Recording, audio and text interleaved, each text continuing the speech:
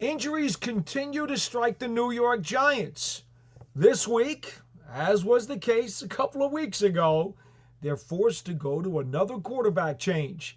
It's Tommy DeVito 2.0 against the Baltimore Ravens.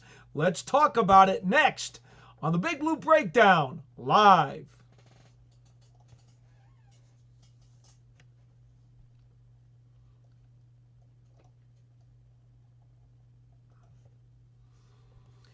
Hi again, everybody. Paul Dottino back with you on the Big Blue Breakdown live here on the New York Giants on SI YouTube page and Media Network. So glad you could join us tonight. Yeah, it's one of those rainy nights in the metropolitan area. We've had a couple of those in the last 2 days, but as you know, there were drought conditions and drought warnings going on, so maybe it's not such a bad thing that we get some raindrops falling on top of our heads. One thing's for sure, it's been a rainy season for the Giants. They've now lost 8 in a row, and they're 2-11 on the season, and have yet to win a home game this year. In fact, the last time the Giants did not win a home game during the entire year was back in 1974 at the Yale Bowl in New Haven, Connecticut. Now, it remains to be seen if that's going to be a record that they match this season. But that year they were 0-7 at the Yale Bowl. Remember, they only played 14 games back then. And, you know, Craig Morton was the starting quarterback. And things just did not go very well at all as the Giants were forced to commute to their home games up in New Haven. All right, enough of that. We don't want to discuss that anymore at all. Those are not good memories. The Giants are trying to avoid some more bad memories after last weekend's loss to the New Orleans Saints, 14-11.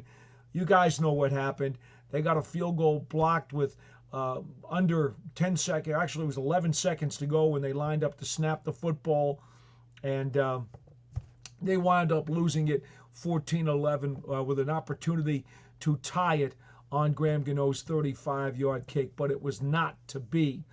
It seems as though the Giants have found absolutely every way humanly possible to lose a game.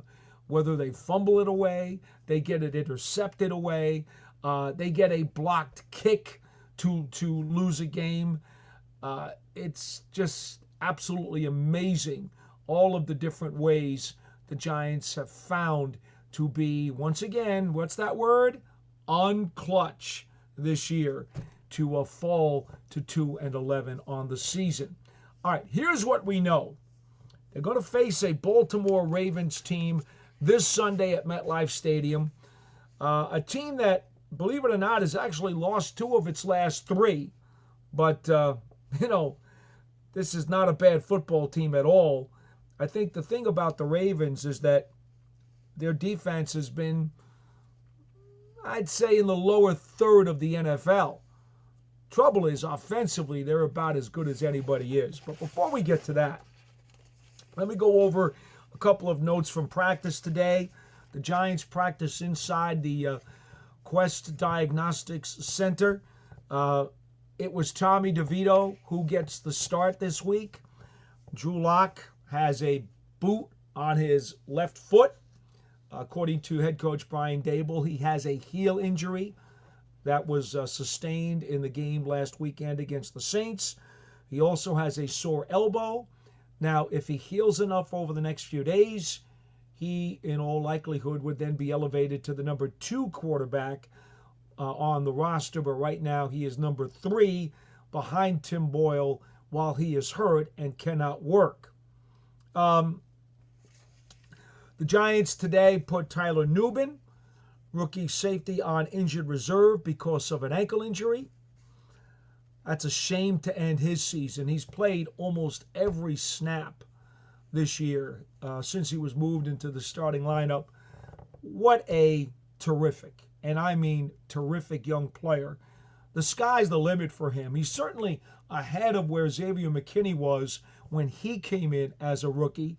That doesn't mean he's going to wind up being as good as McKinney has been this year for the Packers, but it gives you an awful lot of hope that he is going to be a premier player in this league for a lot of years. But right now he goes to injured reserve.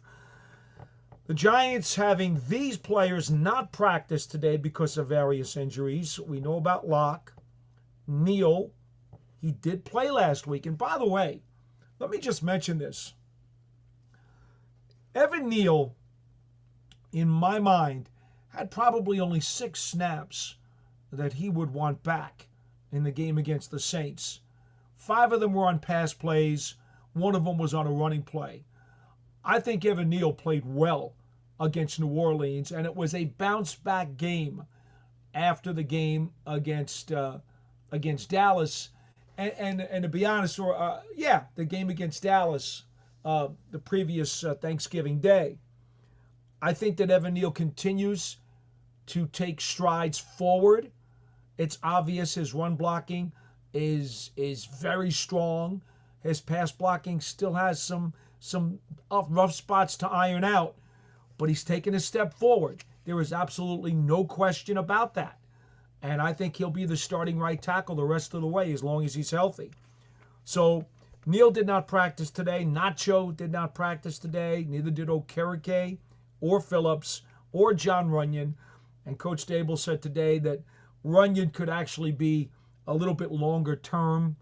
They're not even looking at week to week on him. It looks like it could be a little longer. So with only a month left in the season, I'd say there is a chance that John Runyon could land on IR, and we may not be able to see him the rest of the way. Now, the interesting part for the Giants is, what do they do? We know Runyon's, in all likelihood, not going to play this week. So what do they do? Do they just let Aaron Stinney play? Stinney played last week, did give up a really bad inside rush on one pass protection play, but didn't do such a bad job. Do they let Stinney just play at left guard? Do they, if Illuminor is prepared to play, he was limited today, does Illuminor go back to left tackle, and then does Ezeudu go inside to left guard? And by the way, Joshua Ezeudu had his best game at left tackle the other day against the Saints as well. Neal took a step forward. Ezeudu took a step forward. I talked to Joshua Ezeudu today. His confidence is really starting to grow. He's feeling much, much more comfortable at tackle, and told me today that the game is actually starting to slow down for him now. Remember, the first 2 years of his Giants career were riddled with injuries, and he hadn't really had enough of a bite of the apple to chew and digest. Well, starting to get a little bit more this year in some of the spots that they put him in. Let's see. I know this. He's a third-year player, and because opportunity hasn't been there for him to seize a job, a full-time job, maybe he's a little behind of what you would have liked. But I'm starting to get a good vibe about him moving forward in 2025, as I am about Evan Neal. Malik Neighbors said, quote, he's ready to go. He does have a sore hip. He is nursing it. But he was out there today on the practice field, in the field house, did some things, and said afterwards that he's been taking as many passes as he can from Tommy DeVito because, let's face it, he understands that the chemistry is not going to be great. He hasn't taken many passes from DeVito this season. A few weeks ago, actually it was 3 games ago, when DeVito started and he was named the starter, they got, a little bit of practice in, but, I mean, it is what it is, right? They're going to do everything they can to see if they can get on the same page. Talking to Tommy DeVito today, said his arm is back to being 100%. Remember, he had the swollen right forearm, his throwing arm, and was unable to play the last 2 games against Dallas and New Orleans. He said, in talking to him today, he said he's really just, his goal is to prove that he belongs in this league every time he goes out there and he's looking for as much consistency as he can find. He said just wants to win, isn't cognizant or even thinking about that the Giants have, dropped to 2-11 on the season. They're on a horrible 8-game losing streak. He's not thinking about any of that. Aiden, I'm going to get to you in just a second. I just want to finish out this status report. And said that he knows the Giants need to score touchdowns against the Ravens because Baltimore has such a prolific offense. He's like, you've got to score touchdowns to compete in this game because the Ravens, they're top 3 offense in the league. There's no question. They can hurt you at any given time. So that's the status report on the Giants as they continue to prepare for the Baltimore Ravens. All right. We got a bunch of people in the chat room, but I also see I got somebody coming up on an audio phone call. So we're going to do that, and we're going to throw Aiden up on an audio phone call. Aiden, hey, he's going to go video. How about that? Yeah, how's it He's going, a great Paul? man. How are you? Yeah, I'm good. Remember, we've met a few times before. Yes, sir. How you doing? I'm good. Want to ask you, for the going the rest of the year, what would you say the Giants' goal should be like for the remainder of the season, and what players do you want to see step up the most right now? I mean, I want to see Malik Neighbors to show more of those flashes he saw early in the season. Yeah. For me. Well, Aiden, the last fourth quarter, just this past game against the Saints, Neighbors caught a couple of passes over 20 yards. Yeah, I like that. Instrumental in both of the Giants' scoring drives. He also caught the 2-point conversion at the 1-yard line after a bounce, a ricochet, and fought his way in, lowered his shoulder and fought his way in for the score. Those are the kinds of plays that I want to see more from him on. I mean, look at this. The stat sheet does not lie. Malik Neighbors is averaging just over 10 yards a catch. That's not good enough. How much did he average at LSU? Oh, you know what? That's a good point. Yeah, Let me I was check on wondering that. compared to the NFL. Yeah, I am sure he averaged a heck of a lot more than that. But here's the point. This is a guy, if you want to be a real impact player in this league, you've got to average what? At least 14 to 15 yards a catch. Absolutely. If you want to be an impact wide receiver in the National Football League. Now at LSU, I'm calling up his numbers right now because you're making a very good point. Yeah. Neighbors at LSU averaged 16 yards a catch for his career. Okay? Pretty good. And you need something along those lines if he's going to be a superstar player in this league. Yeah, I know how you always talk about the Giants needing headache players, and you're saying you thought Neighbors could be one, and he's not quite there yet, but he needs to put Neighbors to be a headache player. Right now, we don't have. That's exactly right. He has not achieved headache player status yet. Now, he did talk today about how he knows he's closing in. He's less than 200 yards away from a 1,000-yard season. And he was asked about that today and said every receiver in college or the pros always keeps in mind 1,000 yards is a big deal. So he said he's aware of that and he'd like to get it. Well, that's fine. That's fine. I'd like to see over the last month of the season him get his average yards per catch up. I want to see more yards after catch. And I thought the two plays that he made, the two catches that he made in this game that were really important, besides the 2-point conversion when he muscled into the end zone. And I don't want to just take all that time on Neighbors. But he had the catch down to the 1-yard line, which was sweet. And then he had the catch right before the field goal. Remember, he caught a 20-plus yard pass to get the Giants down to the 17 of the Saints. And it was a short pass. And he must have whittled his way through defenders.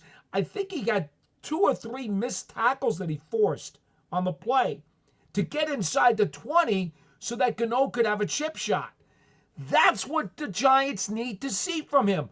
That's the guy they thought they were getting in the draft. For a lot of this season, he's not been getting yak yardage. No. That's how you average only 10 yards a catch. So my first comment to you, Aiden, is that Yeah. I need to see Malik Neighbors bust out in this final month. And he showed me something in the fourth quarter the other day. I think for the Saints game, even though his overall numbers were not huge, he averaged 15 yards a catch. Yeah, now you guys see more of like. I mean, I don't expect him to repeat like the end of like the last half of like Odell's rookie year, but at least to start showing that like this is why we drafted him 6th overall. Yes, exactly. So I think that's a great place to start. Mm-hmm. Now, I've mentioned some other guys already earlier in this program. I want to see Evan Neal continue to step forward.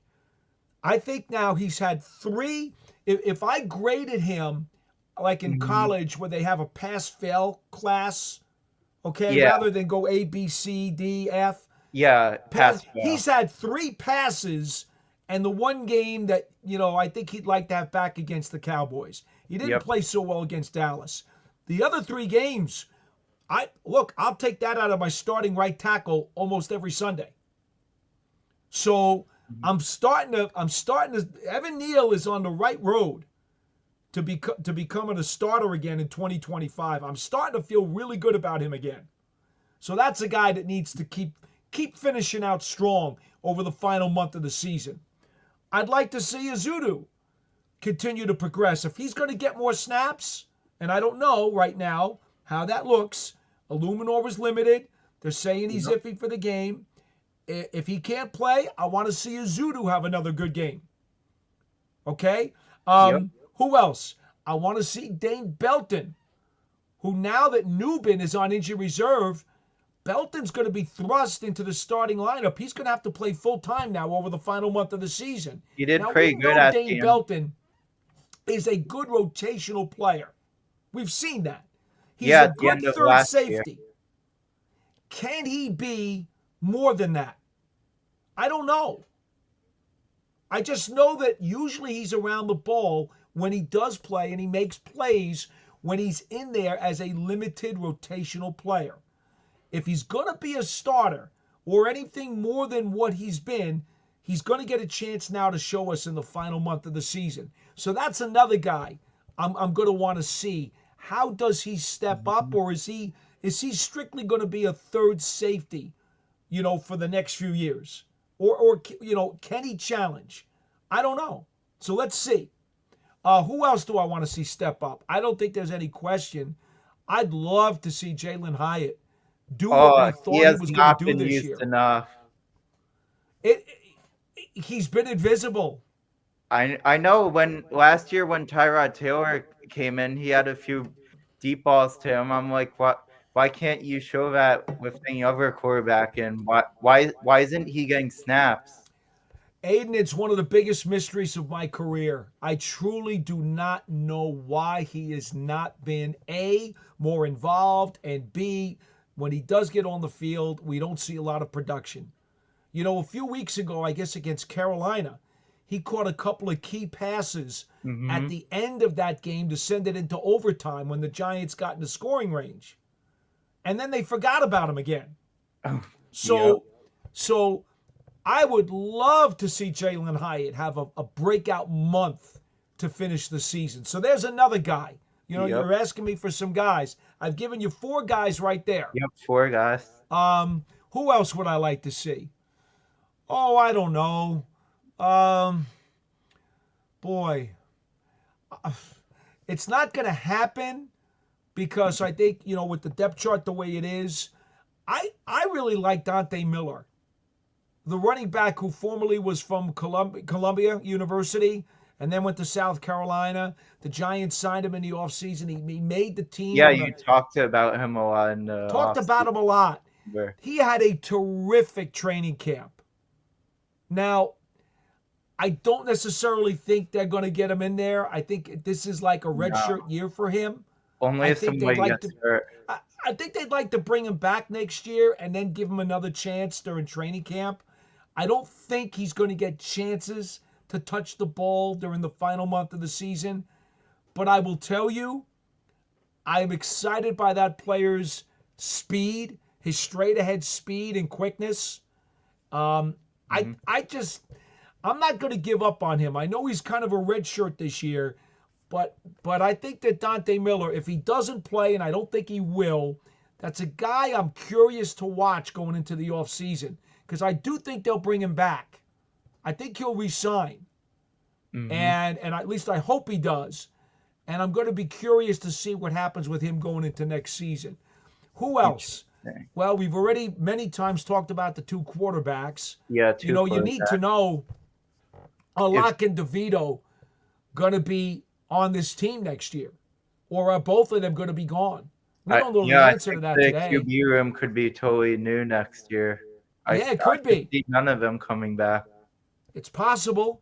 It's absolutely possible. You know, I mean, Tommy DeVito is going to be very inexpensive, right? He's Absolutely. he's an exclusive rights free agent. So I think the Giants only have to pay him a little more than $1 million to come back on a 1-year deal next year. Mhm. So it's going to be really inexpensive to bring him back as a number 3. The question is, can he be a number 2? I don't necessarily see that yet. But let's say he has a couple of 300-yard games in the next month if he holds the job. Well, maybe you could kind of think about that a little bit. I I'm not say, so sure that that's going to happen, to be frank yeah, I with you. would say he has to play a little bit more of it like he did last year in order to be brought He's back. going to have to do even better than he did last year if he's going to be in consideration as a number 2. But I do think he's legit number 3 in this league. There's no Mhm. question in my mind about that. But can he help his own value? I don't know that yet, Aiden. I don't know Yeah, that. so would you say you would rather have Tommy DeVito as a QB3 than Trey Lance? Yes. Yes, I would. I've already seen Tommy DeVito in this system. I've already seen Tommy DeVito handle the pressures of New York. I know Mhm. what kind of teammate he is. I know how hard he works. I'd rather have the known commodity with a lot of intangibles that I like as opposed to an unknown commodity who I never thought very much of anyway. I never thought Yeah. Trey Lance was going to be much in this league. I thought he was way overdrafted, and I thought the 49ers made a horrible mistake by taking him. Yeah, and then they got lucky with how it all turned out with Brock Purdy. Well, sure they did. And they got a sucker of a team to take him in a trade. Yep. So, um, and at the same time, you know, if it's not DeVito and now Locke is hurt, I said the same thing about Drew Lock. When Mhm. either of these quarterbacks have a chance to play down the stretch, what you want to see, can either of them inject themselves into the conversation to be next year's number 2? Or in Locke's case, because he's a veteran and he's had more time in the league and he had a bigger college pedigree, could Locke show that maybe he should be considered as a number 2? Well, I'll be honest. He did some good things in the first 2 games he played, but he also did some not so good things. I think the results were very mixed. And I'd say right now, if he doesn't play any more games, I don't think he helped himself that much. Maybe Yeah. just a little bit, but not a whole lot. And he's only on a 1-year contract. I'm not so sure the Giants would bring him back. What do you think the Giants will do after Drew Lock is healthy? Do you think it depends on how DeVito plays on I Sunday? do. I do. I think this is Tommy DeVito's opportunity to seize the moment. He almost had that chance 3 weeks ago, but then his arm flared up. Yep. I think they would have given Tommy that second straight game had he been healthy, but he wasn't, and Yeah. so they had no choice but to make the swap. Same Mhm. thing here now. Whether or not they might have given Locke a third game, I don't know the answer to that. What I do know is because he's hurt, they don't have a choice. I think they would have given him a third game based on like they almost came back and took the game overtime. Yeah, well, see, I will tell you, Aiden, I kind of feel that way. I think that what Locke did in the fourth quarter of both of these games to continue to show fight and grit and toughness and the ability to lead the team back when everybody thought that they were dead and out of it. He's done that now 2 weeks in a row. and got them within one score in the final minute of the game, or final 2 minutes in Dallas. There's some value in that.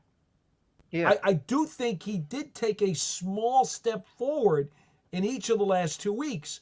But is it a large enough step for a guy who made, a base salary of $5 million this year to be the 2? Is that a large enough step to say that his value for the money of his contract is going to be better to keep than Tommy DeVito? Mm-hmm. Tommy's going to make a lot less money. Basically almost 1/5 less. Yeah. I mean, 4/5 less. If Tommy goes out there and shows on Sunday that he can put forth a really solid game, I think he'll stay in the lineup and have every opportunity then to earn his way. So I just gave you a slew of guys, Aiden. I mean, we could probably go down a few more, but I think those are guys you certainly have to keep an eye on, right? Yeah. One thing I want to say about that, I didn't understand at all why they put Tommy DeVito in the game just to hand the ball off on Sunday. Well, that's an interesting point. He was healthy last week, but did not have as much practice time available to him by the time that he was cleared. So they let Drew Lock continue to have the starting quarterback job. And I also think they were curious to see after what he did in Dallas, if there was more there. And I have no problem with that. I understand the logic. It made sense to me. Absolutely. Now, Dable said this week after the game that they had a package with some plays in it for DeVito that they were looking, maybe they'd run him in and give him a few plays. I guess much like the Steelers do with Justin Fields when they run him in for a few plays to replace Russell Wilson. Mm-hmm. I'll be honest with you. I don't know what those plays were. I don't know what circumstances they would have used to put him in. But apparently, when that happened on Sunday, I thought it was an equipment problem. I thought that maybe Locke had an equipment issue. Maybe something was wrong with his helmet or his cleats, and they had to run him off the field for a play. That's what I thought happened when it occurred. After the game, Dable said, no, it was they had a couple of plays in, a package for DeVito, and they ran him out there for one of them. That surprised the heck out of me. You guys know I'm honest with you guys. I don't smoke. Absolutely. And I was shocked when I heard that. I was like, really? And of course, what happened? The play was kind of a bust. And nothing really happened off the play. Yeah, and then, I was at the game and everybody was going crazy when Tommy came in for one play. I know. The crowd certainly saw it. And look, I get it. I'm a Paisan too. Okay, so I get it, right? The New York metro area loves this Paisan underdog. And they love his character, his personality. They really enjoyed, what he did last year when he came in and won 3 games. I get it. There's no reason not to root for Tommy DeVito. It's easy to root for the kid. Why not? Yeah. So I don't think that was as much against Drew Lock as it was just rooting for Tommy. And now Tommy's going to get a chance to play a home game again against the Baltimore Ravens team that, quite frankly, has a suspect defense. So, I know the Giants have just shot themselves in the foot so many times this year. And brutal. But at the same time, this is a defense he should be able to do some things against. It's not a very stout defense. Yeah, aren't they like middle tier defense? Well, I'll give you a couple numbers here. Sure. They're giving up an average of 24 points a game. All right. That's 23rd in the NFL. So there's nothing spectacular about that. They're outstanding against the run, but they're last in the NFL against the pass. They're giving up over 260 yards a game in the air. Dead last. So, if you're a quarterback, you have to say to yourself, we could do some things against this team. Mm-hmm. So we'll see. Yeah. Aiden, that's really about all I got for now. I appreciate you calling in and doing a video. A lot of people Yeah. are bashful and shy, so thank you so much. All right. All All right. right, you be good. We'll talk to you again All soon. right. I'll talk again soon. You gonna do this again soon? I'm on. We do a show every Wednesday at 7:30 p.m. Eastern Time. All We right. usually try to do at least an hour and a half. We'll All see right. if we do. Sounds good. We'll see how much we do tonight. Yeah. I'll try and tune in again sometime soon. Have a All right. great night. Thank you so much. Bye now. Hey, great to see a video call. See, folks. Why not? Why not? Let me see if I can get the proper screen back. There we go. We got the proper screen back again. I am not the most techie guy in the world, that's for sure. All right, let's see if we can go over to some of our comments. We got Christine in here again, one of our regulars. She says she's out in North Wales, Pennsylvania. Yeah, it's rainy there and it's rainy in New York City. I get it. That's just the way it is. Big Blue says, unclutch, New York Giants 2024. Big Blue, you now owe me some money because I am copywriting that, the unclutch New York Giants of 2024. I got to copyright that because, oh my goodness, I could think of no other word to describe this team, and so I came up with unclutch. I think it was probably about a month into the season that I came up with that, and I'm riding with it all the way to the end. Just kidding, Big Blue. You know that. Appreciate you for stopping by once again tonight. Christine says unclutch as well, hopping on the bandwagon. I'm with you. All right, let's see. What do we have here? Neymar Sakan says, do you think the Giants try to get Mike Vrabel because they lost out on Bill Belichick? Hey, I'm glad you brought that up, Neymar. For those of you who may not have tuned in to any of the media earlier today, Bill Belichick apparently has agreed to coach the University of North Carolina next season. I have no idea why he would do that, but apparently that's what he's decided to do. I don't have any idea what John Mara is going to do at the end of the season because he keeps things close to the vest as he should and will not make any decisions until after the year is over.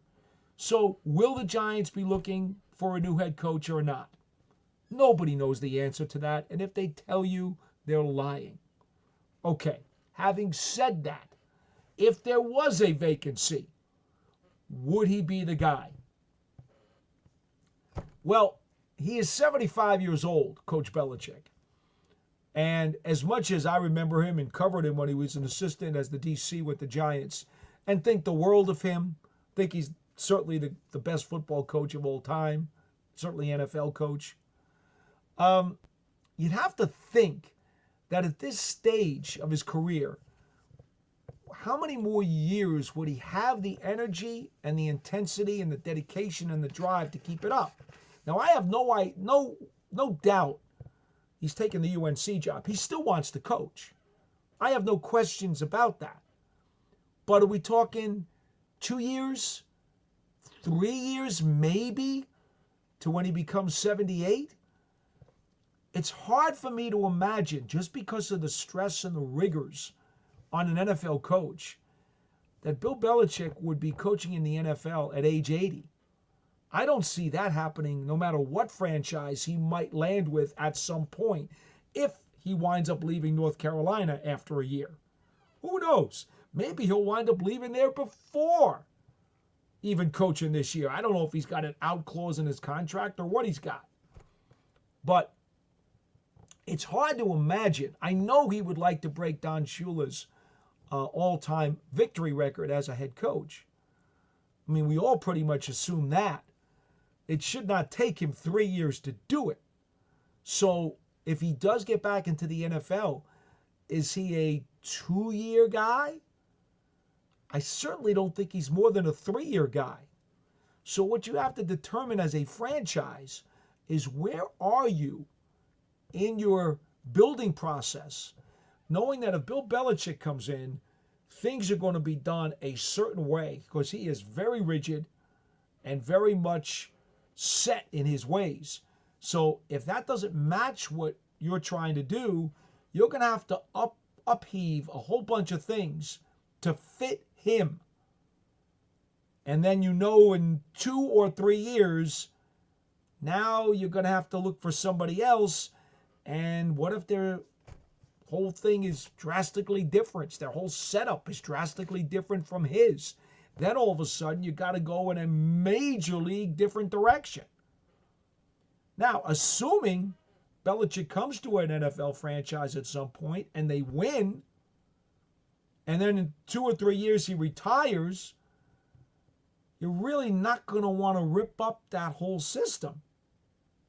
But you're kind of going to have to, because there's nobody like Bill Belichick anywhere in the world. So that could really cause a disjointed situation. Again, I'm not saying I would not hire him if I were an NFL owner and I had the opportunity to do that. I'm not saying that I would not. But it would take a very specific kind of situation or set of circumstances, I think, for that to happen. All right. Anyway, Neymar, Mike Vrabel, he is a free agent head coach at the moment. I'm sure he's going to have plenty of options. And again, we don't know that the Giants will have a vacancy. But in Mike Vrabel's case, he's going to get to pick and choose where he interviews and where he goes, because he will have no shortage of suitors. So keep that in mind.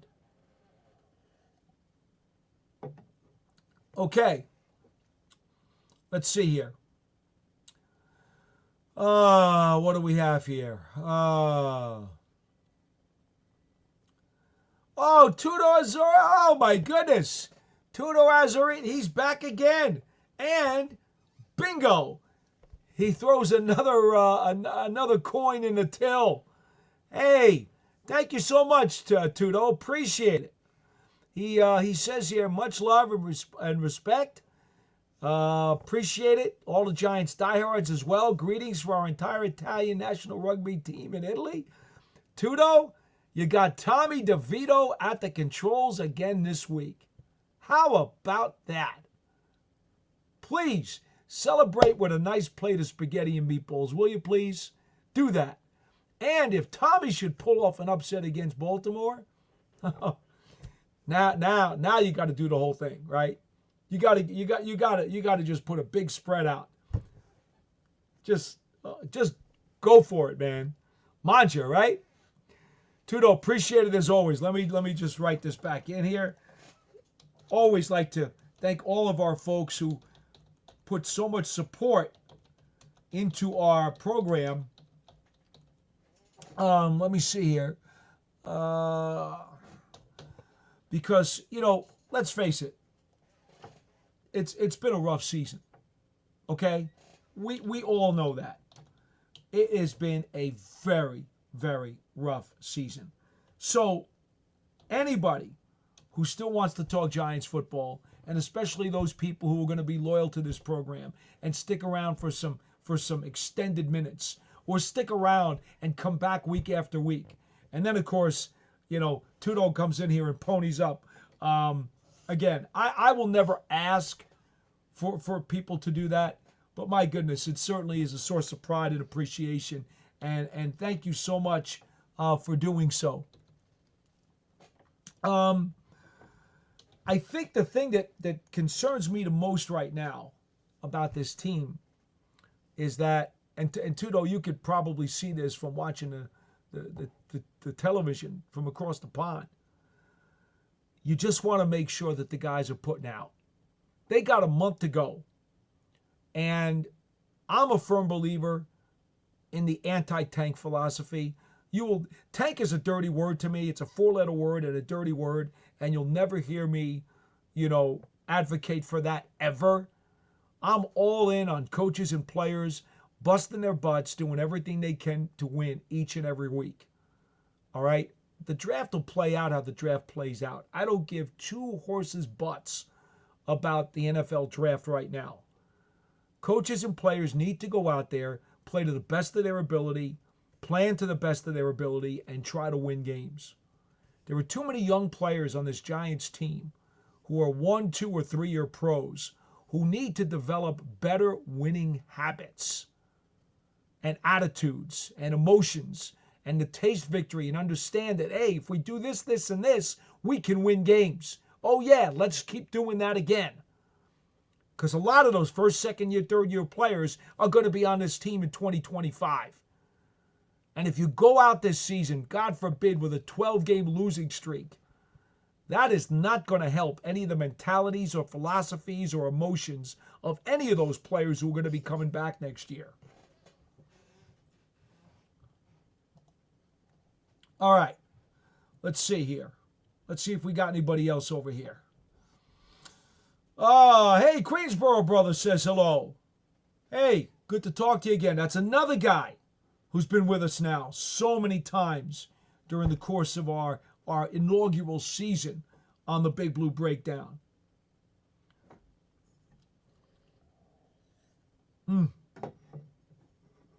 Oh, Tudo and some of our other guys, Queensboro brothers, some of our people in the chat talking to each other, and I appreciate that. That's cool, because we're all a big family over here. Queensboro brother says, weather is terrible. I'll survive. Hey, look at it this way. It's the middle of December. What if these last 2 days of rain had been snow? I don't even want to think about it. I'll take what we got. Oh, Queensboro brother says he's in Georgia right now. Wait a minute.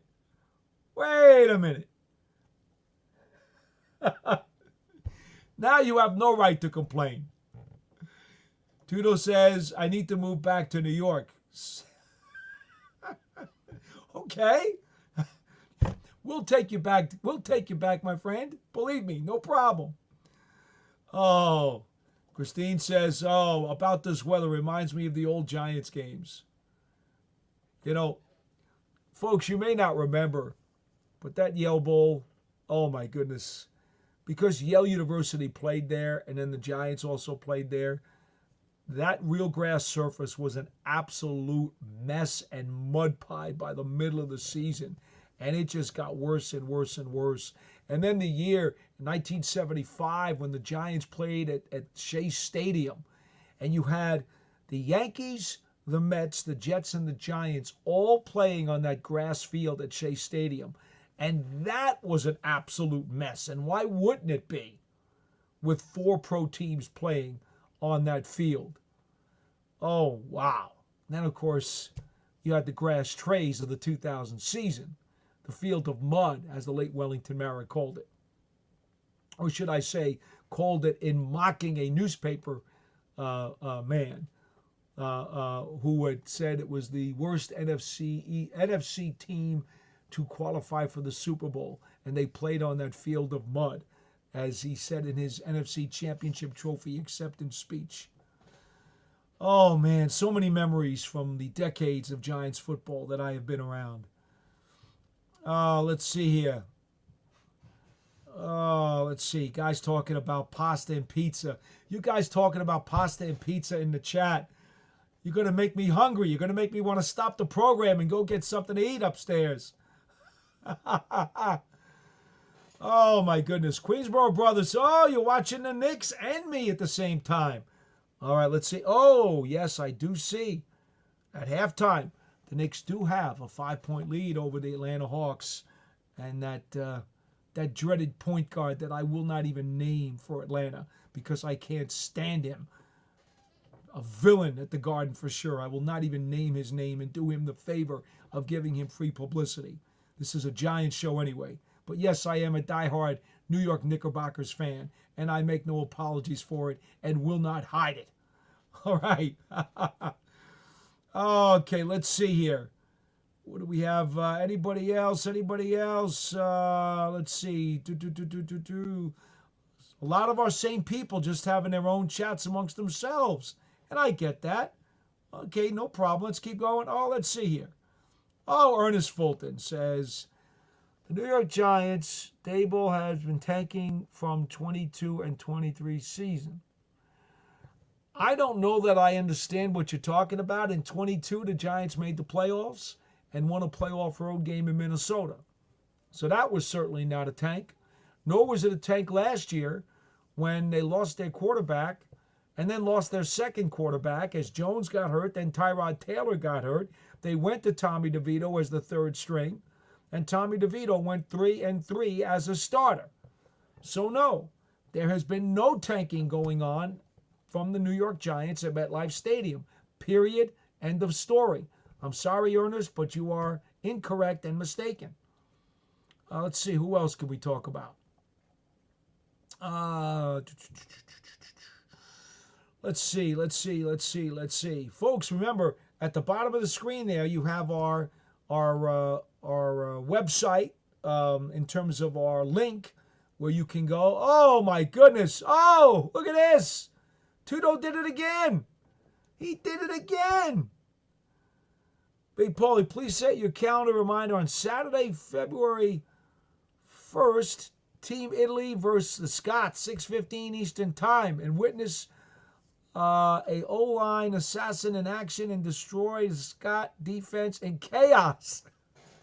Oh, I love it. And Tudo hits the ringer once again. Oh, my goodness. This Tudo, you're unbelievable.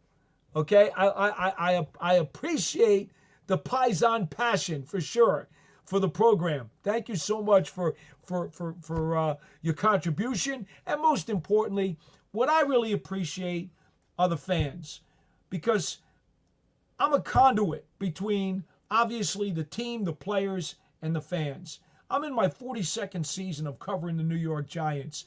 It's a labor of love. I've loved every second of it. Win or lose, does not matter. This is the greatest joy that I have in life, is doing this job. And it would not exist if fans did not need a conduit to the team. And so for that, I'm eternally grateful for every one of you folks who not only watch and listen during Big Blue Kickoff Live or the Giants pre- and post-game shows or anything else that we do over on the Giants organization's outlets, but obviously this program too. SI asked me to get involved this year to do some of these videos and some of these programs, and I said to them, you know what? A live show would be what it's all about for me, because I really love the fans, all right? I appreciate the fans. I understand their hunger for information and their hunger for enjoyment with this team. Now, the enjoyment part hasn't really been there right now, and I understand that. But that doesn't mean that fans give up. You know, if you lived through the 60s and 70s with the Giants during the dark ages, then you understand that those fans celebrated 10 times more effusively, if you will, if that's even a word, when the Giants made the playoffs in 1981, and then when they won the Super Bowl in 1986. You could celebrate infinite times more when your team makes the playoffs and or wins a championship if you've gone through some serious downtime. The teams who consistently make the playoffs but then don't win, they wind up building up frustration. For example, the Buffalo Bills. How many times are they going to be close and not win? That's got to be rough. You talk about a team like the New York Jets. You know, they win Super Bowl III. Haven't been back since. That's pretty rough. That's a long drought. At least with the New York Giants, there's been the roller coaster. There's been the ups, there's been the downs. So you've had the chance to experience great times, had to nosh on the rough times, and then celebrate like a madman when the good times got good again. It gives you some variety. It gives you something to look forward to. At least that's how I like to approach it. All right. Hey, Aiden, you said thank you, and I say thank you to you for popping on the program. All right, here we go. I'm going to keep getting here to some of these chats, and I'm not too far behind on these chats right now. Gary Gaston, another one of our regulars. I appreciate all the regulars. I appreciate newbies too, but I appreciate the regulars. Says, I see our injury list is longer than a supermarket receipt. Depends how often you go to the market. Once a week or once every other week. Do you have any info on the guys we moved up from the practice squad? Well, to be frank with you, I had not done much on those guys at all. I know they were brought up. I promise you that by the time I've got Big Blue kickoff on Friday, on the Giants, obviously their team website, I'll have more to discuss when I'm previewing the game with those guys. Maybe I'll even put it on the Big Blue Breakdown advance, the 3 key matchups to watch. I may have a minute or two to talk about some of those guys. No, honestly, I have not given them much thought, and that's disrespectful to them, and I apologize. But right now, unfortunately at 2-11, there's more focus on some of the backup guys on the depth chart, not the practice squad guys, but the backup guys on the depth chart who need to step forward. Aiden's phone call before, his video call, we kind of discussed those guys. That's where my focus is right now. I spent an awful lot of time when I reviewed the tape of the Saints game, and I went through that video. I spent an awful lot of time looking and watching, as I've done every week for the last month, at Evan Neal. Specifically, spending a lot of time looking at each and every snap that he played. Did the same thing with Joshua Azudu. The offensive line for me is still something that's under my microscope. Aaron Stinney, another guy under my microscope now because he's getting a chance to play. I really want to see what is it that he can offer and bring to the table. Are some of these young guys or a young veteran backup like Stinney, are these guys that can be counted on if you need them? Or for that matter, do they deserve to be back on the depth chart again next year, even if they're backups? This is critical. The Giants' offensive line took a step forward this year, okay? Instead of being at the bottom with a historic performance in 2023 that was off the charts awful, okay? Now, they've at least moved up a third of the percentile to where, they're now right on the border between being, 2/3 of the league. I always tell people, break the league up into 3 parts if you like. There's the first percentile, second percentile, third percentile, and there are 32 teams in the league. So it's about roughly 10 in each level, if you will. The Giants right now, they're not at the halfway point. Okay, they're not. The offensive line is not at the halfway point. But I'd say right now, they're at the bottom of that second grouping. Or, if you will, the top of the third grouping. They're right there, kind of teetering on the tightrope between the bottom of the second division and the top of the third division. Tudo's going to understand when I talk divisions because that's what they do in European soccer, right? First division, second division, they talk about that all the time. The Giants are between the second and third division in their terms of their offensive line, which is quite a jump from where they were last season. So I keep focusing on watching the offensive line because that still needs to improve. That still needs to be a functional part of this team before anything else gets going. Because all the other positions and all the other units, those are like, to be frank with you, they're still a second thought to me. They're an afterthought to me. The offensive line must continue to progress. It is not good enough to just get to the second and third division tightrope. The Giants must continue to progress that offensive line and get it at least to the middle of that second division and then higher if they can. That's why I'm putting a lot of focus right now on my time and effort into looking at these individual offensive linemen. And again, I remind you folks, if you want to do a video call or an audio call, the link is at the bottom of the screen. We certainly welcome you to do that. Otherwise, we'll just keep going over to the chats. All right, let's see here. Queensboro brother says, not only let's go Knicks, and I'm with you on that. Let's see how the Knicks doing right now. Oh, they're still at halftime, and they're in the lead. Okay, nice 7-point lead. He says, I have to apologize to the Giants defense. They gave Kamara fits. Queensboro brother, I believe they held Kamara to 44 yards rushing. The Saints had under 100 yards rushing on the day. I will tell you, forget what the stats say. I thought it was the most impressive rushing defensive effort the Giants have had. It's got to go back to the first month of the season. It really does. And think about it.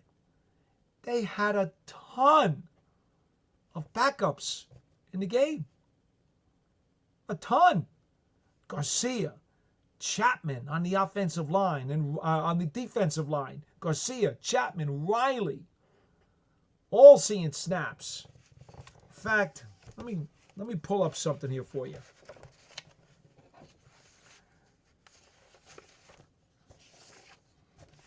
As I look at the printout off this game, let's see here. Garcia had 5 tackles. Durden had 3 tackles. Chapman had 3 tackles. I mean, these guys, there was no way to expect that they would have a huge or significant amount of time in this game. And of course, Mursau had 8 tackles. McFadden had 11, including 5 for a loss. Man, Giants front 7 really gave Kamara big-time fits in that game. But you know why, Queensboro brother? I'm going to be honest with you. Derrick Henry is a different animal. He just is. You know, a few years ago, he had a serious injury. And there was some doubt as to whether or not he'd come back and even be close to what he was. Well, he only came back and led the NFL in carries in back-to-back seasons and continues to be an MVP level type player. He's now battling rushing leader Saquon Barkley for the NFL rushing title this season. In fact, I believe he leads the NFL in rushing touchdowns. Let me just double check my numbers here. Yes, he does. 13 rushing touchdowns. 3 times he's had 2 rushing touchdowns in a game. He's got over 1,400 yards, which is second in the NFL. And he's averaging just about 6 yards per carry, which is third amongst qualifying rushers in the league. He's having an MVP level season. I can't even begin to tell you the challenge that Derrick Henry is for the Giants coming up this Sunday. Yeah, Kamara's really good, but he's a different kind of back. You know, Kamara's more like a motorcycle. Derrick Henry, he's more like a bulldozer or a tractor trailer or a double-decker bus. This guy is he's a force of nature. I'll be honest, Queensboro brother, I don't know how they're going to deal with him. This is a guy who's had 6 100-plus yard games this season, including 199 yards rushing against the Buffalo Bills. I just don't know. I really do not know how the Giants are going to slow down Derrick Henry. So, you know what? Kudos to what they did for Kamara. You're absolutely right. You give them their props for it. But I warn you, don't get your expectations bent out of whack and too high against Henry. All right. Solving the race problem. I don't know that we've heard from him on this program at all. How do you respond to the people that say you're a company guy? Well, I'll give you the honest answer to that. Yes, I am part of the official New York Giants broadcast team. So in that regard, yeah, I have an allegiance to the game day staff and what we do. No question. But here's what I will tell you. I don't believe anybody who is as honest as I am when it comes to talking about the franchise. I tell you guys what I don't know, what I have to look up or what I have to ask about. I do not, under any circumstances, try to BS my way through a question. We had a gentleman ask about practice squad players just a couple of moments ago. What did I tell you?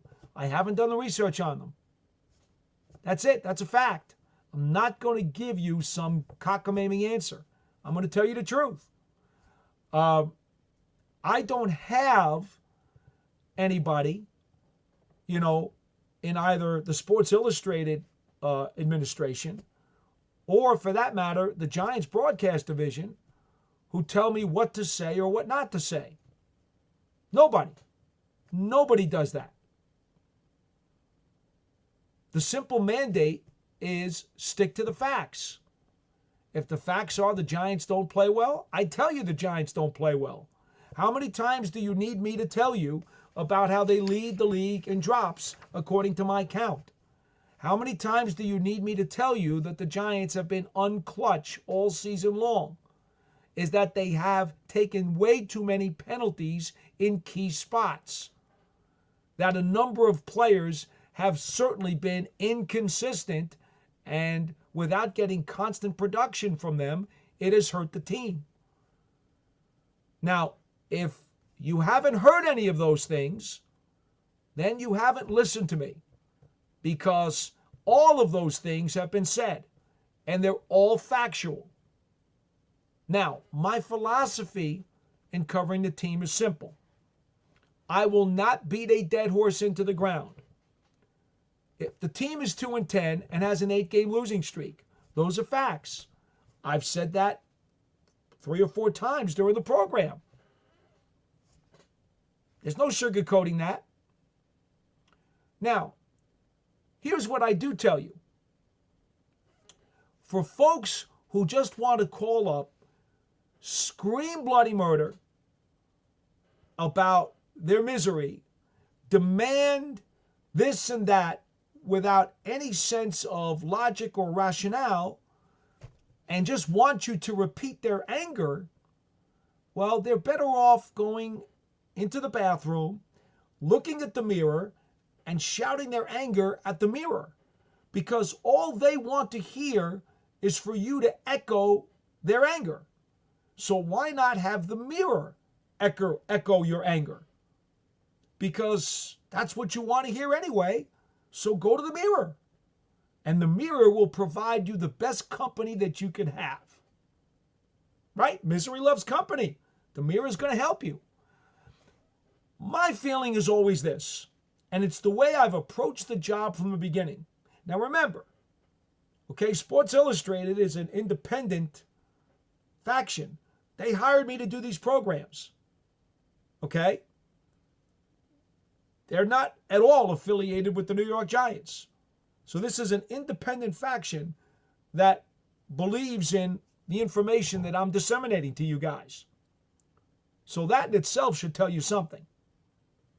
But here's the thing. My belief is this. I'm not interested in soap opera dialogues.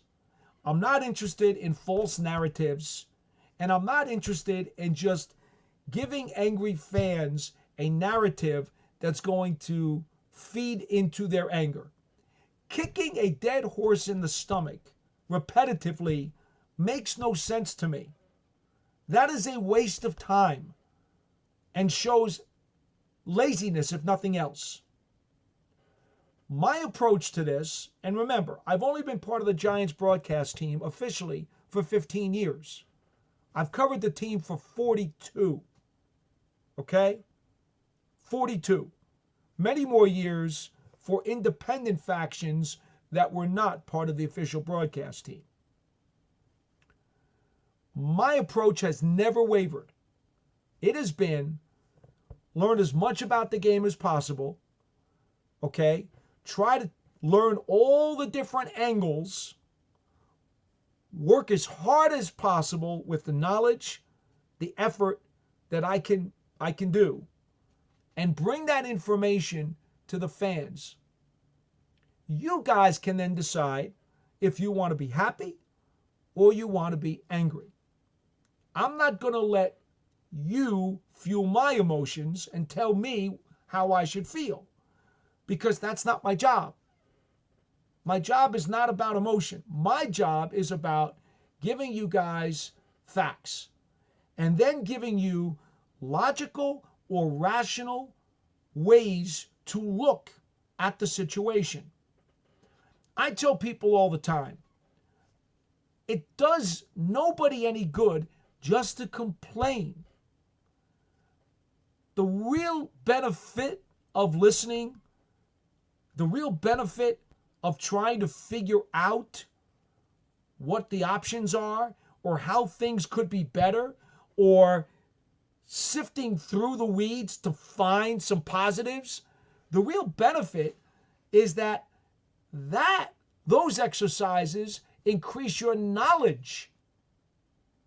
There's value in that, because every time that you explore rational or logical thoughts or seek to find some of the hidden benefits that are not obvious, you increase your awareness, your knowledge, and your scope of the game. So what I try to do when so many other people are just going to feed into the negative narrative and feed into, let's kick the dead horse in the stomach because that's great. Well, that's not great. That's anger and that's laziness. What I will always try to do is analyze the game from an X's and O's perspective and try to give you guys logical and rational answers to some of the things that are happening and some of the things that may be good that you haven't seen, because there are always some good things that get glossed over, that you've got to peel back 5 and 6 layers of the onion to find them. But it takes an awful lot of knowledge, time, and effort sometimes to do it. Well, my job is to do that. I'm not going to be lazy. I want to give you guys maximum effort. So I am going to dig. And I am going to find out what's rational, what's logical, what the options are.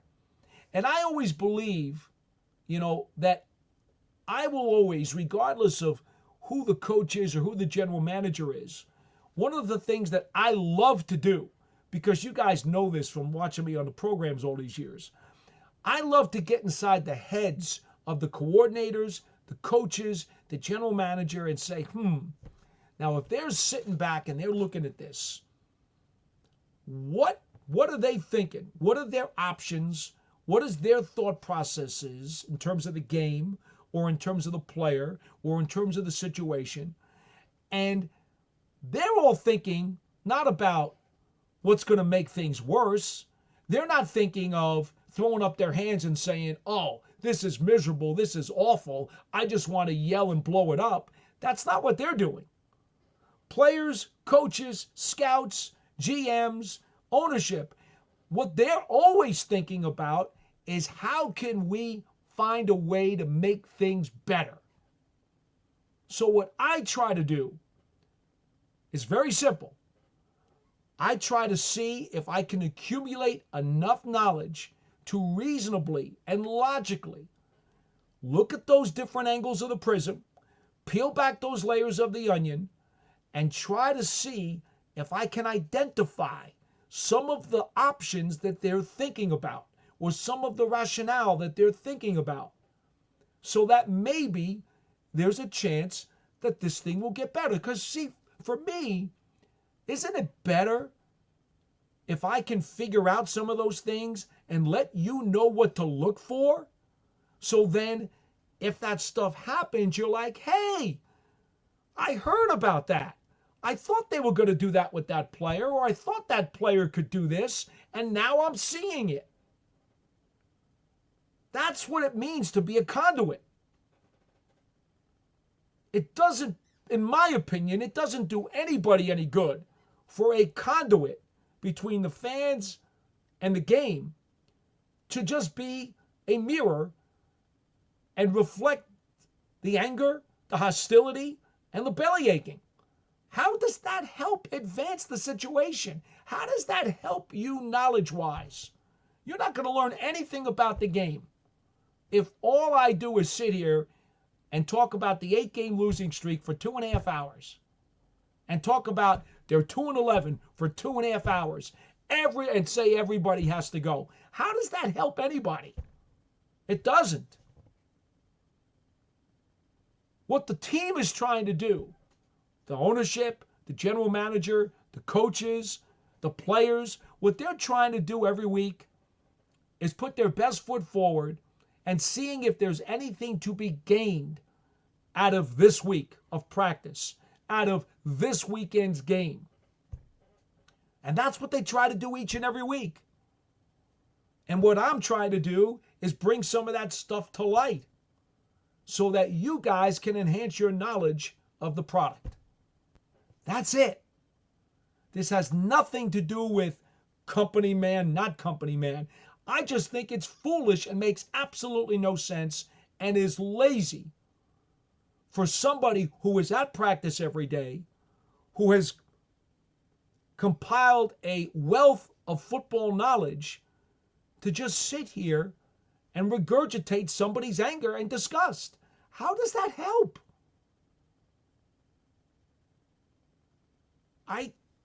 I don't see how that would help. I just don't. There's a reason why the job requires being at practice every day to watch. There's a reason why you have access to coaches and other people around the league, because you're supposed to be gathering knowledge and information so that you can pass it along to the fans so that they may make knowledgeable decisions based on the information you've given them. That's what the job is supposed to be, at least how I see it. So that's what I do, Mr. Solving the Race Problem. I tell people all the time, if you just want to be angry and just want to complain and scream and call for, people to be traded, people to be cut, people to be fired, well then read something else somewhere else, call some other program somewhere else, watch another program somewhere else. I'm about doing the work to get you guys information. That's what I'm about. If you don't want the information and you just want to yell at a mirror, go ahead, do that. That's your prerogative. You have every right to do that. That's not where I'm about. 42 years of covering this franchise and the National Football League. That's not what I'm about. And anybody who knows me understands that. Anyway, thank you so much for the question. I appreciate it. I didn't mean to go on a long diatribe, but I do think it's important that people have a clear understanding of the direction that I'm coming from. And if you don't think that I criticize this team, well, then that means you have not listened to anything that we've talked about since this season started, because there are plenty of facts to cite. In fact, if you want some now, 85 missed tackles, 10th most in the NFL. 35 drops, by my count, leads the National Football League. 4.3 average yards after the catch by Giants receiving targets, tied for 30th in the National Football League. See, I just gave you some very negative facts because those are facts, and that's what I deal with. Facts. Have a great night. All right, let's see who else we have here. Christine says McFadden had an awesome game. Well, I'll tell you, team high 11 tackles and 5 tackles for a loss. He did play extremely well. Now, I will tell you, okay, Micah McFadden, according to Sports Radar, McFadden was leading the Giants going into this game with 11 missed tackles this season. So last year he had 22 to lead the team. So he has cut down on those significantly. He is taking better angles. And that's good. That's good. No question about that. He did play very well. He was a big part of the reason why they shut down Kamara. Okay. Christine says the O-line report from the O-line days to now. I think you mentioned that last Wednesday night show. Yeah. The O-line has definitely improved. And it has to get better if the Giants are going to move forward. All right. Hey, Timothy Manasseh. Timothy, again, I'm not sure. It's hard with these chats to never know exactly how to pronounce guys' names. I think it's Manasseh, but it could be Manasseh. But Timothy, you said here, outside of quarterback, what should the Giants' number one priority be this offseason? Well, at this moment, and again, I usually go to the Combine every February, and that's where I really solidify a tremendous amount of, in the month leading to the Combine, I cram. And then when I get to the Combine, I talk to numerous people. And then I come up with who I would take. Remember, I don't tell you who I think the Giants will take. What I do is say, if I were the GM, this is what I would do. If I were the GM today, before I get to the Combine and before I do all my cramming on the prospects, I would go for a bridge veteran quarterback. Or a veteran bridge quarterback. Use the adjectives in any order that you like. That's what I would do. I would not draft a quarterback number one in this draft. I would be very tempted to trade out and try to get a significant deal for it from somebody who is desperate and is willing to overdraft a quarterback. That's if I was number one. If I were a little bit lower, I'd think about it, but I probably would still trade out.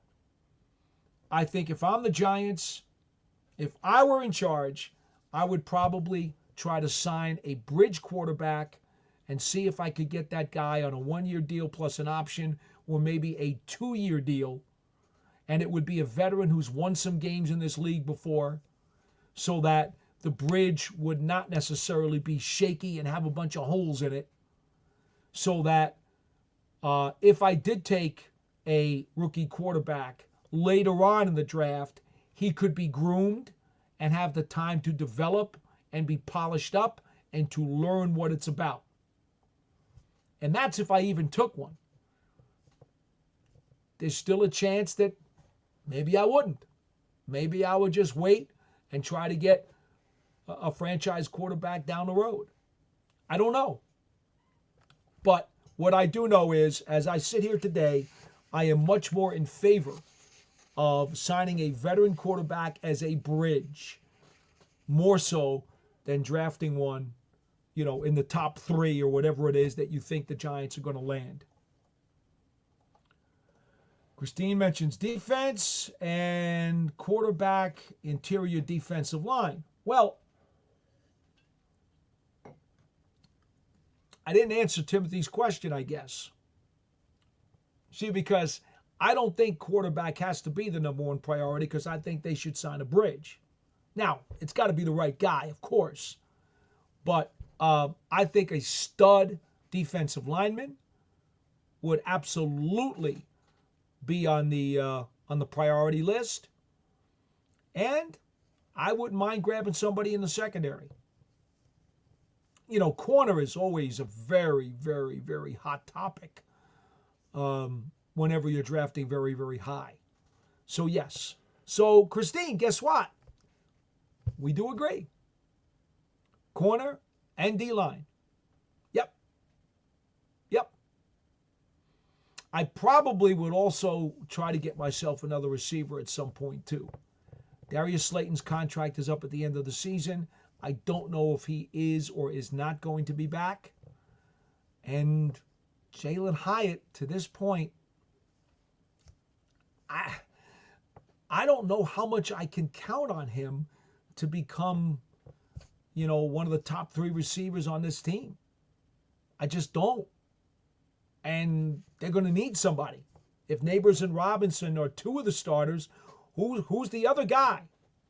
Because Robinson starts in the slot, Neighbors starts out wide, somebody else is going to have to start out wide on the other boundary. If Slayton doesn't come back, Jalen Hyatt right now doesn't look like he's anywhere near ready to go into that spot.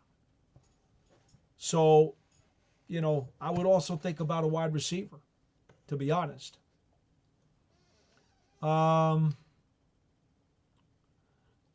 Oh, Christine, I appreciate it. Says you're awesome, and, well, I thank you. Queensboro Brother says, I'm not interested in soap operas either, Paul. Derrick Henry is demigod times 2. You know what he's like? He's like Godzilla rummaging through Tokyo. That's what Derrick Henry is like. This man is a monster above all other monsters. He's the king of the monsters, if you will, if I could steal the phrase that they use for Godzilla. Do you remember last time Giants defended against him and who put a monster hit on him? He was a linebacker. You know what? I'll be honest with you, Queensboro Brother. I'm not remembering it. I do remember the forced fumble, that Leonard Williams wound up recovering on Jackson at the end of the game, on Lamar Jackson, and the Giants won the game at MetLife Stadium. I remember that very well. That obviously was the last time that the Ravens came up to the Meadowlands to play. Now, Derrick Henry, so the last time the Giants played the Titans, it's got to be a couple of years ago now, and it would have been in Tennessee. If you know what? I'm just too immersed right now in what's going on with this that I can't remember that answer. But if you want to throw that out to me, maybe it will jog my memory. Okay. Aiden Fink says, sign Jameis Winston. I talked to Matt and John on BBKL yesterday about it, and they think he's very up and down, but I think he could be good in short term. Well,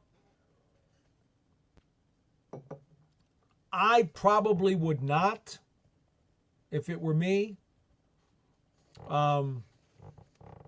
He has a real problem with turnover-itis. He gets into those really, really, really nasty streaks. So, no. I don't think that I would either. But I'll just say this, okay? And I'll say this very carefully because I don't think it's fair necessarily to say things in a certain context when talking about guys who are going to be free agents at the end of the year, because we don't know if they will in fact be free agents. They may be re-signed. They may not come available. But I would say this. A team that was looking for a veteran quarterback to be a bridge, based on what we know now and who should be an unrestricted free agent, it seems to me that a team in that situation would probably be well advised to put a call into Jimmy Garoppolo, who right now is a backup with the Rams behind Matt Stafford. That would certainly be somebody who I would think would draw interest from a team that might be in the market for a bridge quarterback. That's kind of how I would assess a team in that spot. Let's see. Oh, there you go. Gary Gaston, Tay Crowder. Yes. Wow. That is true. Tay Crowder, one of the most remarkable hits, if in fact it was the most remarkable hit of his career. He actually lifted him off the ground.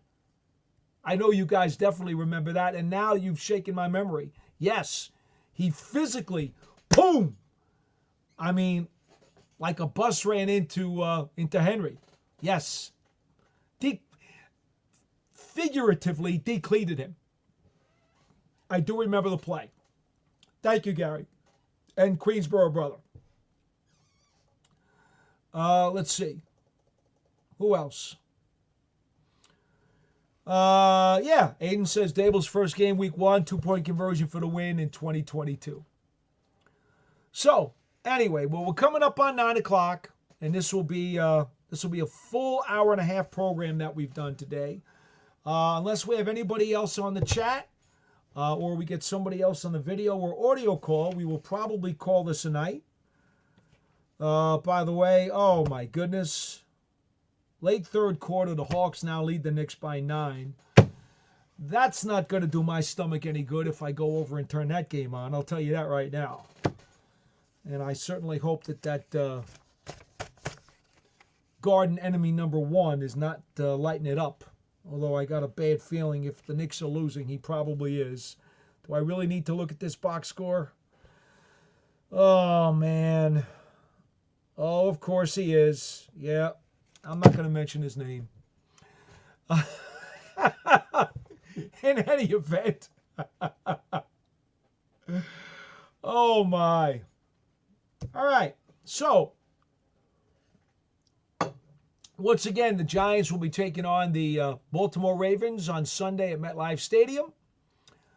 It's a game that, as we all know, they are heavy underdogs, and understandably so. Ravens have a very, very potent offense, and the Giants are still significantly battered on both sides of the ball. They are riding an 8-game skid. I thought last week was a real good opportunity for the Giants to end their skid. And guess what? They had their chances to do it. They had a punt return for a touchdown called back. They had a made field goal called back. So that's at least 6 plus 3, 9 points taken off the board at the very minimum. And then they got a field goal blocked with 11 seconds to go. So yes, the Giants had every reason to believe that they could and would win that game, and they gave it away to charity once again. Well, I suspect, I don't know, but I suspect we would all agree that if the Giants lose to the Baltimore Ravens this week, it's because they'll get beat. I don't expect that they'll give this one away to charity. You never know, right? They still got to play the game. All right, folks. Well, that'll do it for this edition of the Big Blue Breakdown Live. We're going to come back, by the way, with a tape version, 20-minute program that we always have. Oh, wait, we do have another piece of chat I'll get in here for a second. But we come back on Friday morning with a 20-minute tape version of the program where we give you the state of the Giants, the state of their opponent, that'll be the Ravens, and our 3 key matchups to watch for Big Blue as they try to end their losing streak. Sean, you just snuck in there. All right. Hey, I'm doing okay. I hope you're doing all right. Do you prefer to pay for a bridge quarterback instead of spreading around the free agency money to plug more holes on the team and go cheaper with a rookie quarterback? Well, I don't know that you have to spend a great deal of money on a bridge quarterback. And that's the point, right?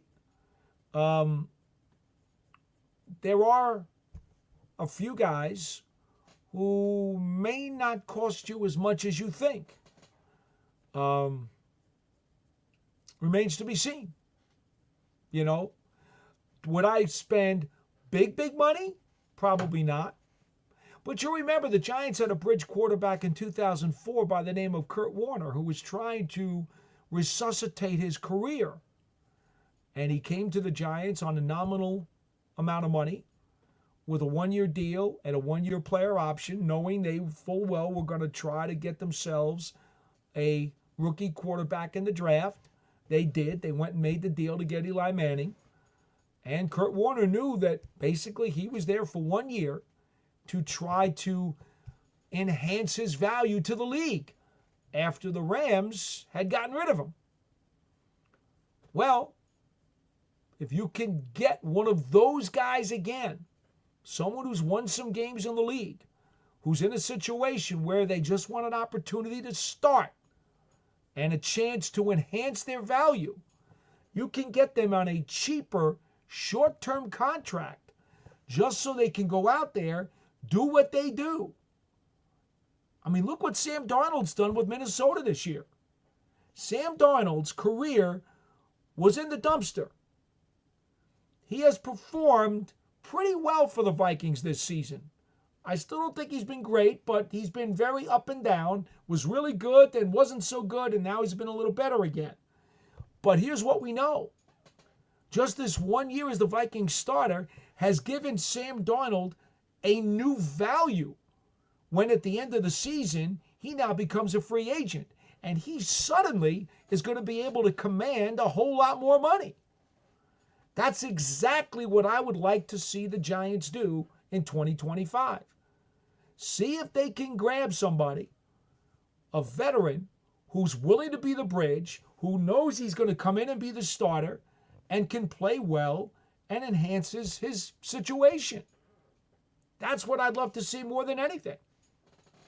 And maybe you even get the guy with a second-year option so that you might be able to hold on to him if he does so well. And if you don't wind up grooming a young quarterback who can be on the path to being your next franchise guy. It's got to be the right guy. There's no question. Kurt Warner was the right guy in 2004. He led the Giants to a 5-4 record.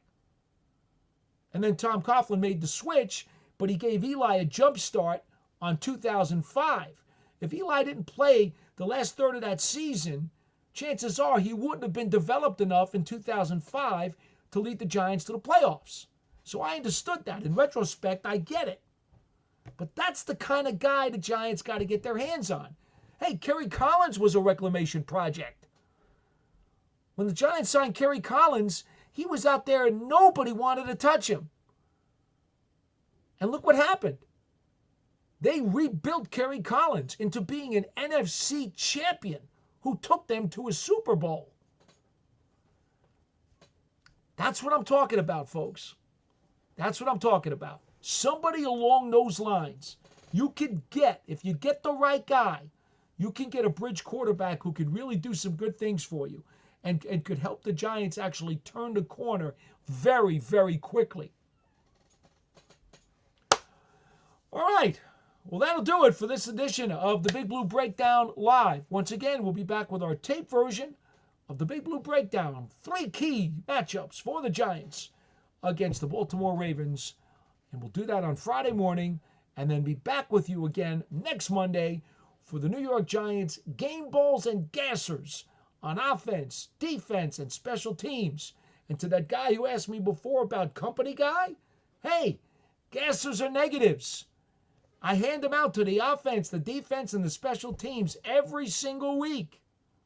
All you got to do is listen. And then we'll be back again next Wednesday night, 7:30 p.m. Eastern Time for a live version of the Big Blue Breakdown Live. Until next time, I'm Paul Dottino, and we'll see you right here on the New York Giants on SI YouTube page and Media Network. So long, everybody.